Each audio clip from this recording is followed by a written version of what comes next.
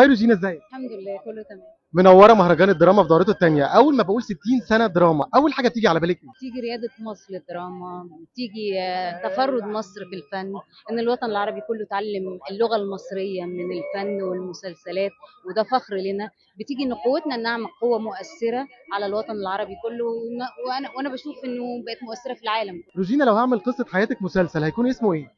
حياتي، اسمه حياتي. مين هيغني اغنيه التتر؟ أصالة. لو هنعمل ماستر سين لحياه روجينا في المسلسل هيكون في اي فتره في حياتك؟ دخولي الفن يعني دي اهم فترة في حياتي، ان انا دخلت المعهد وبقيت ممثلة، وبدايتي دي من الفترات المهمة جدا. فلاش باك في حياتك هتحطيه في اول حلقه في المسلسل. طفولتي وانا في الشرقيه، واحلى طفوله، والمدرسه والريف وجماله. هي مش ريف قوي، بس كانت فيها كده الاصاله والكرم والحب والود. مشهد لروجينا في المسلسل هيكون كله دموع. لا كتير. قوي.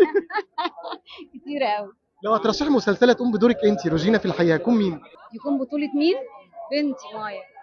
مين هيكون مخرج مسلسل روجينا؟ لا، بنتي مريم هتعمل دوري، ومايا هي المخرجه. طيب لو في مشهد ليه الخارجي في حياتك بيمثل لك لحظه انجاز هيكون ايه؟ لا، عندي انجازات كتير قوي في حياتي. احلى حاجه فيه؟ بناتي احلى انجاز في حياتي. ضيف شرف في حياتك عمرك ما تنسيه ابدا؟ لا، في ضيوف شرف كتير اثروا في حياتي، واثروا في مشواري، وبشكرهم.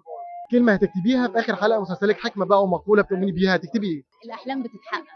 وانا حلمي اتحقق بيكي النهارده، وعايز اعرف مين اللي صمم لك الاوتفيت الجميل ده. النهارده الفستان سماح مهران، ستايلست سعيد رمزي، المكياج دانا، الشعر مينا من عند محمد الصغير. شكرا ليكي، نورتيني. ربنا يخليك.